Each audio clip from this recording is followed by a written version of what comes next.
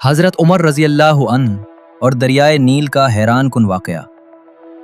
یہ اس وقت کی بات ہے جب حضرت عمر بن خطاب پوری اسلامی سلطنت کے خلیفہ تھے۔ ان کا دور عدل، انصاف اور اللہ پر مکمل بھروسے کی ایک روشن مثال تھا۔ مصر کی سرزمین، جہاں سے ایک عظیم دریا بہتا ہے جسے لوگ دریائے نیل کہتے ہیں، یہی دریا وہاں کے لوگوں کی زندگی تھا۔ کھیتی باڑی، پانی اور روزمرہ کی ہر ضرورت اسی سے پوری ہوتی تھی۔ لیکن مصر کے لوگوں کے دلوں میں ایک عجیب خوف بیٹھا ہوا تھا۔ ہر سال جب دریا کا پانی کم ہو جاتا تو وہ ایک انتہائی خطرناک اور ظالمانہ رسم ادا کرتے تھے۔ وہ کہتے تھے، جب تک ہم ایک خوبصورت لڑکی کو دریا کے حوالے نہ کریں، دریا نہیں بہے گا۔ یہ ایک پرانا عقیدہ تھا جو نسل در نسل چلا آ رہا تھا۔ لوگ اسے سچ سمجھتے تھے اور اس خوف میں جیتے تھے کہ اگر یہ رسم نہ کی گئی تو قحط آ جائے گا۔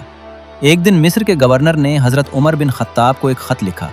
خط میں لکھا تھا، اے امیر المؤمنین، یہاں کے لوگ ایک عجیب رسم پر قائم ہیں۔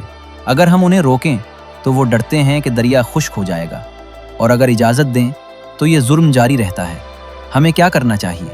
جب حضرت عمر رضی اللہ عنہ نے یہ خط پڑھا تو آپ رضی اللہ عنہ کا دل غم اور فکر سے بھر گیا۔ آپ رضی اللہ عنہ نے فوراً جواب لکھا، اسلام میں ایسی کوئی رسم جائز نہیں۔ کسی بے گناہ انسان کی جان لینا سخت حرام ہے۔ اس رسم کو فوراً ختم کر دیا جائے۔ مصر کے لوگوں کو یہ حکم سنایا گیا، مگر وہ خوف زدہ تھے۔ وہ کہنے لگے، اگر ہم نے یہ رسم چھوڑ دی تو دریا خشک ہو جائے گا، ہم سب بھوک سے مر جائیں گے۔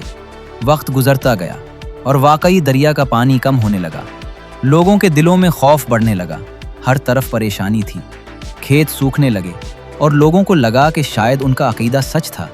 اسی دوران حضرت عمر بن خطاب نے ایک اور خط بھیجا۔ یہ خط خاص تھا۔ آپ رضی اللہ عنہ نے فرمایا، یہ خط دریائے نیل میں ڈال دینا۔ جب وہ خط کھولا گیا تو اس میں لکھا تھا، اے دریائے نیل، اگر تو اپنے آپ بہتا ہے تو ہمیں تیری ضرورت نہیں، اور اگر تو اللہ کے حکم سے بہتا ہے تو ہم اللہ سے دعا کرتے ہیں کہ تو جاری ہو جا۔